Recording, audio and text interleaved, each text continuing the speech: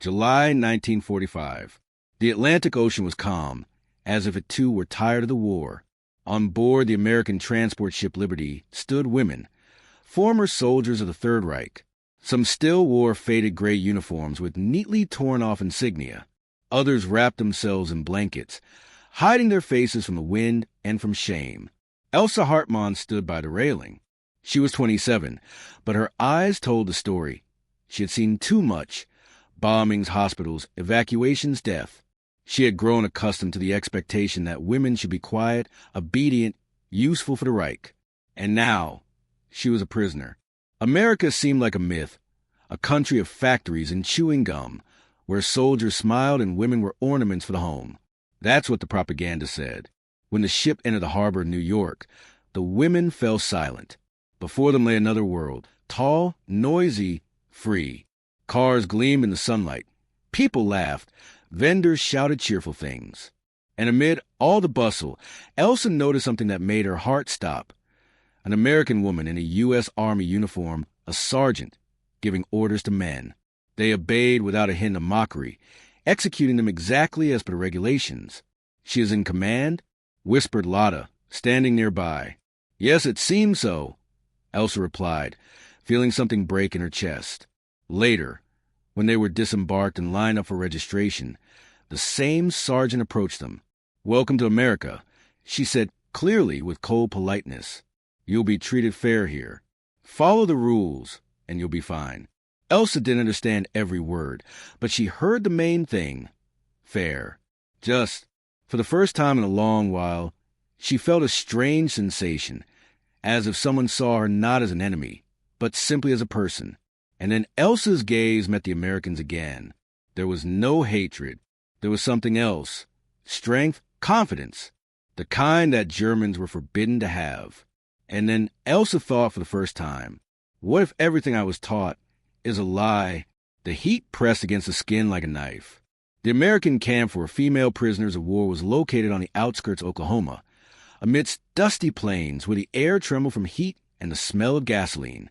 Wooden barracks, white fences, neat rows of tents. Everything looked strange, too clean. Elsa, used to the chaos of ruined Europe, could hardly believe this was a place for prisoners. The Americans fed them hot meals, handed out soap books, and even magazines. Sometimes a radio played news, music, women's voices. Voices that sounded confident, free. "Listen, it's her again," Lotta said, tuning into the receiver. "A woman on the radio is talking about elections, about women's participation." "Nonsense," Elsa cut her off. "Women have no place in politics." But something stirred inside her. The voice on the radio did not speak of war or kitchens. It spoke of rights, work, the future. Later, when they were assigned to labor on a neighboring farm, Elsa met an American woman, Mrs. Carter. She ran the entire farm, hiring workers, arguing with suppliers, even driving the truck herself. When Elsa asked about her husband, she merely smiled. He was at the front, and he stayed there. "I manage on my own." Elsa didn't answer. That evening, lying on her bunk, she remembered how her mother had said, "Woman is the shadow of a man. Without him, nothing." And now, before her, were dozens of examples proving the opposite. One evening, the American sergeant, the same one from the dock, came into the barracks. "Ladies, tomorrow we'll have lessons. English and work training. It's optional," she said. One of the German women scoffed. "Why should we? We're prisoners, not students." But Elsa lifted her head quietly. "I'll go," she said. Her friends turned, surprised. "Why?" "I don't know," Elsa replied, looking out the window at the sunset painting the sky fiery red. "I want to understand how they live." Weeks passed. The summer in Oklahoma was endless, hot, smelling of dust, corn, and tobacco. Every morning at the camp began the same way. Roll call, breakfast, work. But now a new element had been added: English lessons. Sergeant Marilyn Brown, the woman who had greeted them at the port, taught them. She didn't shout or command like Wehrmacht officers. She spoke to them, calmly, respectfully, with a smile. On the board, she wrote in chalk: freedom, equality, choice. What does this mean? Lotta squinted at the board. Freedom, equality, choice, Marilyn said, pronouncing each word clearly. 3 things women in America have fought for decades. Elsa listened silently. These words sounded beautiful but unreal. Freedom, in a country at war. Equality, when some triumph and others sit behind barbed wire. After class, Marilyn approached her. You understand English well, she said. Where did you study? In Berlin. University. Art history, Elsa replied, trying to speak without an accent. Marilyn nodded. Then I think you'll find this interesting. Tomorrow I'll show you the library. Elsa wanted to refuse, but something in the American's voice, calm, almost friendly, wouldn't let her. The next day, they entered a building that had once stored military documents. Now it held shelves of books on science, architecture, history, psychology. On the covers, women's names. Elsa ran her fingers over the spines. Margaret Mead, Virginia Woolf, Simone de Beauvoir. She didn't know who they were, but she felt this was another world. Marilyn opened one of the books and read. A woman must have money and a room of her own if she is to write fiction. Elsa looked puzzled. Why a room of her own? Because once, women had neither money nor space for thoughts. Everything they did belonged to men. Elsa was silent. She remembered her mother, a strict, weary woman who had never had a room of her own. Only the kitchen, the war, and fear. Later, returning to the barracks, Elsa saw American women playing baseball. They laughed, shouted loudly, didn't care about dirt or sweat. One fell, tearing her uniform, but only laughed and continued playing. Elsa watched, mesmerized. These women weren't afraid to be strong. That evening, she wrote in her notebook, in German, so no one would understand. They're not afraid to live. And we can't even breathe without orders. For the first time in a long while, Elsa didn't feel like a prisoner. She felt like a student. Autumn came to Oklahoma quietly. Days softened, the heat faded, and each morning a light fog rose over the barracks. Life in the camp had almost become routine, work, lessons, rare letters from family. Yet Elsa felt something changing inside her. She increasingly found herself looking forward to classes. Not for English, not for books, but for that strange feeling she experienced near Marilyn. Not admiration, not envy, but peace. This woman lived without fear. Simply by existing, she proved it was possible. One evening, Elsa and a few other prisoners were sent to help local farmers. The village was tiny, surrounded by golden fields. Everything looked different. No barbed wire, no guard with guns. People greeted them. Some even smiled. The farm's owner, Mrs. Carter, met Elsa again. So you're learning from Sergeant Brown now? She asked, handing her a basket of apples. Yes, English and a little about America. About America? The woman laughed. Then remember this. Here, no one tells you what you can be. If you want, work the land. If you want, go to university. Even if you're a woman. Elsa froze, holding the basket. But who will allow it? Husband? Government? Mrs. Carter looked her straight in the eyes. You will allow it yourself. These words sounded like a challenge. You will allow it yourself. Later, when they returned to the camp, an argument broke out among the prisoners. Some were outraged. This is all American propaganda. One woman shouted, They want us to stop being German. Or maybe it's just life without fear. Elsa said quietly. They looked at her as if she were a traitor. But inside, it was already too late to change anything. Elsa kept remembering Berlin, gray, ruined, smelling of smoke. She remembered women digging trenches, hiding children, elderly dying of cold. And now, standing under the American sky, she realized what they had fought for no longer mattered. One night, unable to sleep, she went out of the barracks and sat by the fence, staring at the distant city lights. Marilyn joined her. Can't sleep? Elsa shook her head. No, too many thoughts. Marilyn lit a cigarette and silently handed it to her. Elsa hesitated, then took it. Do you still hate us? Marilyn asked after a pause. Elsa was silent for a long time. Then she exhaled smoke.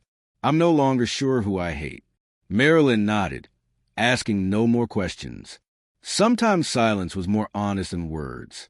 That night, Elsa felt, for the first time in years, freedom, not external but internal, as if a crack had appeared in the wall built by her past. Rain in Oklahoma was rare, but that day the sky opened as if tired of the sun itself.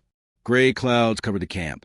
Water ran down the barack roofs, over the women's faces, over their past. Elsa sat by the window, watching raindrops smash onto the ground. Rain always reminded her of Europe, Berlin, streets in ruins, the smell of ash and wet plaster. She remembered the last months of the war, standing in headquarters when the order came, destroy the archive so the enemy won't reach the truth. Hearing women and children cry underground in cellars, whom no one would ever release. Then she had said nothing. Orders were orders. Now, looking at the American rain, she allowed herself to think, was I just afraid back then? In the afternoon, Marilyn gathered the women for a meeting. We'll have an event at the town club. They want to see how you adapt. You can show something, a song, a poem, a story about life. The prisoners murmured. Us? In front of Americans? Someone protested. Yes, no one is forcing you. But if you want, it's a chance to show who you really are. Elsa sat silently, but inside, everything was boiling. She remembered the Nazi officer's words. A German woman must be quiet and obedient. And now they were asking her to speak for herself. That night, she took out her notebook, the one where she wrote short notes in German. She stared at the clean page for a long time. Then she slowly wrote, Ich hab gelernt, das Freiheit nicht laut ist. Sie ist still. Sie kommt, when du aufhörst, Angst zu haben. I've learned that freedom does not shout. It is quiet. It comes when you stop being afraid. The day of the performance arrived, clear and bright. The local club smelled of wood, coffee, and tobacco. Americans sat calmly, smiling. When it was her turn, Elsa stepped onto the stage. Silence fell over the room. She stood upright, not like a soldier, but like a human being, and she began to read her text, quietly with an accent but full of feeling, about war, about fear, about women who had lived too long under others' words. When she finished, the hall remained silent for a moment. Then a woman in a red dress stood and applauded.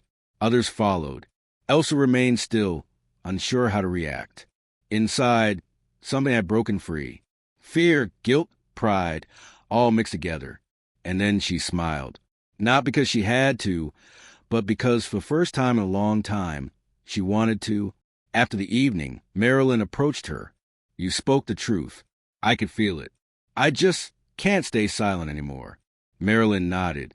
Then don't. Not at all. That night, Elsa did not sleep. She listened to the rain hitting the roof again and thought, maybe this isn't a prison. Maybe it's cleansing. Months passed. The camp no longer felt like a prison. It felt like a school. The barbed wire remained, but no one looked at it as a barrier. Americans often allowed women to work outside the camp, in laundries, on farms, in hospitals. Elsa now helped in the library. It was a place that smelled of paper, ink, and silence. She learned to read English without a dictionary and even led a kind of women's club for prisoners, discussing books, talking about the future, debating. But not everyone accepted it. You spend too much time with them, said Helga, her former comrade in the Wehrmacht. I'm just learning, Elsa replied calmly. Learning from the enemy? Maybe from people. She cut back. Helga pressed her lips together. You've forgotten who you are. Elsa looked her straight in the eyes. Maybe I finally remembered. These words slipped from her tongue.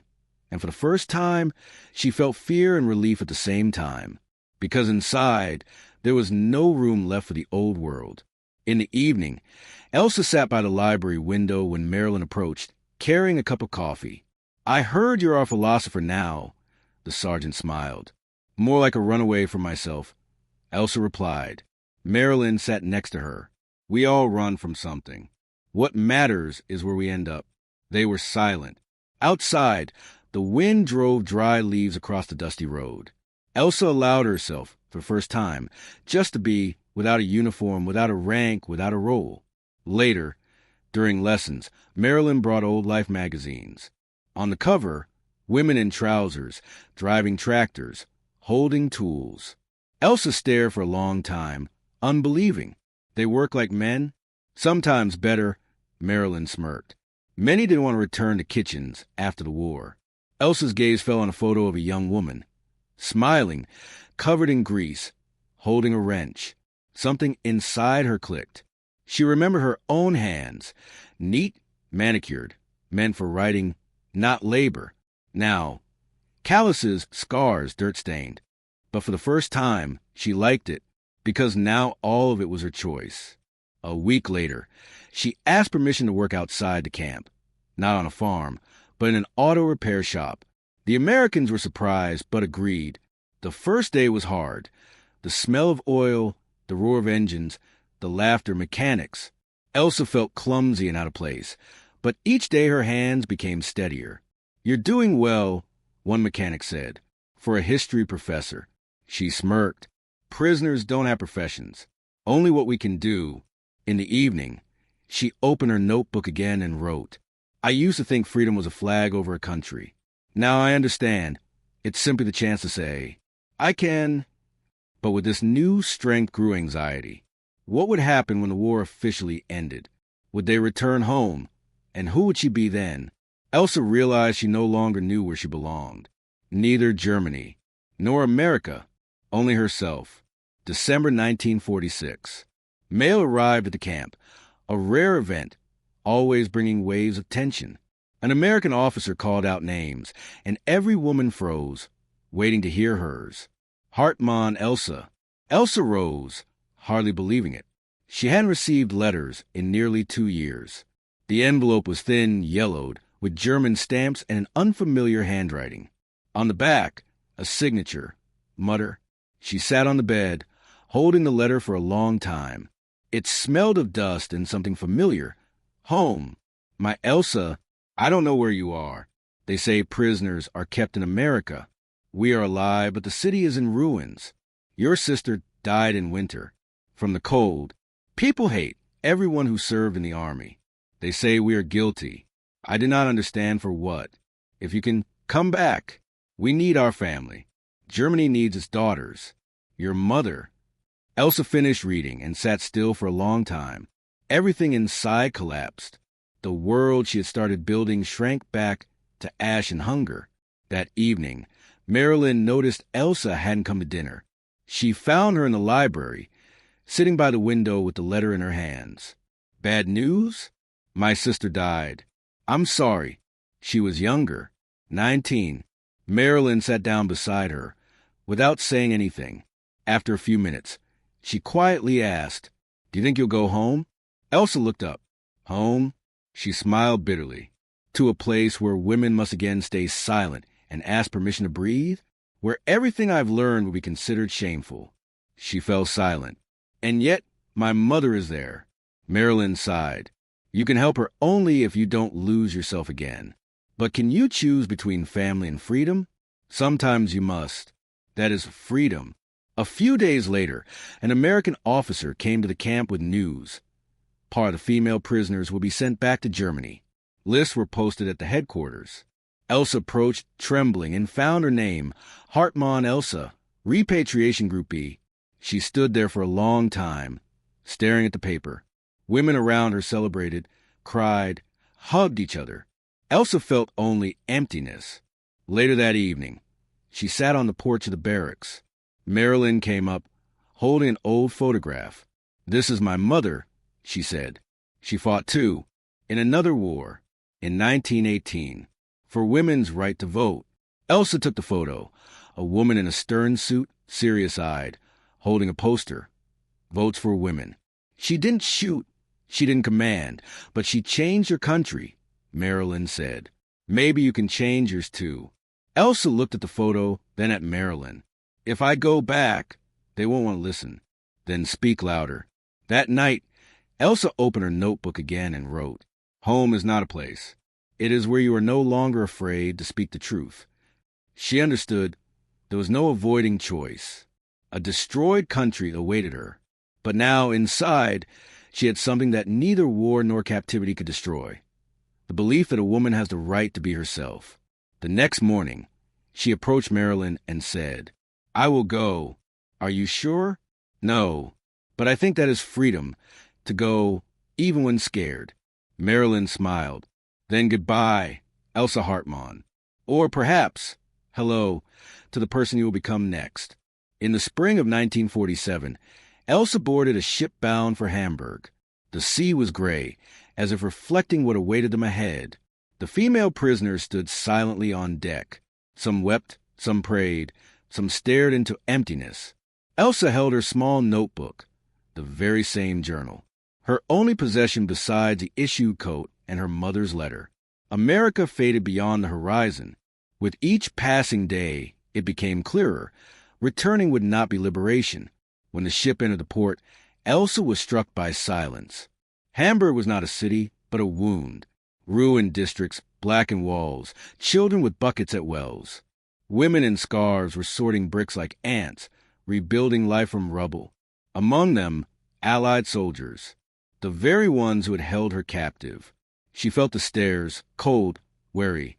People saw in them not women, but reminders of the war, of guilt. "Shameful women," shouted an old woman passing by. "American bitches." Elsa did not respond. She just lowered her eyes. Her mother's house was on the outskirts, by the river. When Elsa entered, everything inside shrank. A half-ruined kitchen, a cracked mirror, the smell of dampness. Her mother had aged 20 years. "Elsa," she whispered, not believing. "You came back." They hugged, but there was no warmth in the embrace, only fatigue and pain. At night, Elsa woke to the sound of rain, the same as in Oklahoma. She sat on the bed and stared at the ceiling.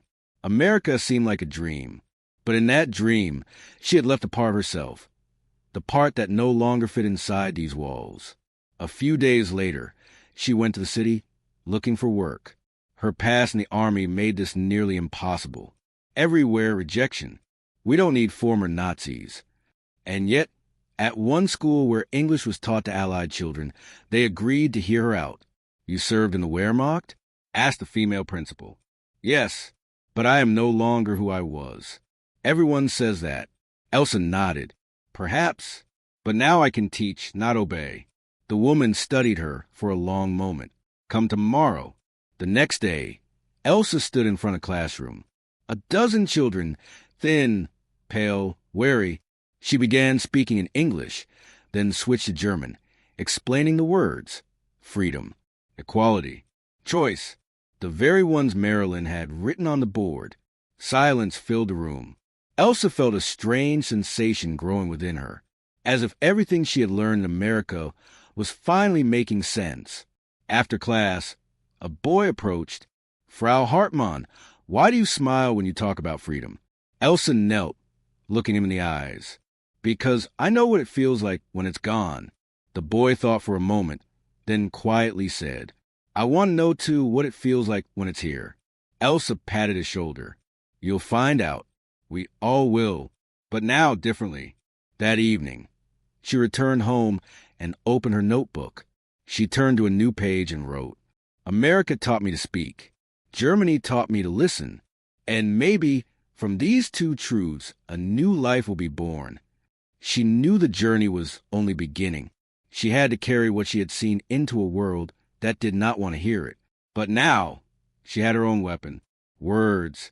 Spring replaced winter, but the air was still cold and damp. Elsa often walked the streets of Hamburg, watching faces that reflected the war: fatigue, distrust, bitterness. Every step reminded her that returning home meant rejoining a world that did not accept women's freedom. One day in the city library, she met a woman she had befriended back in the Oklahoma camp. "Elsa, how are you?"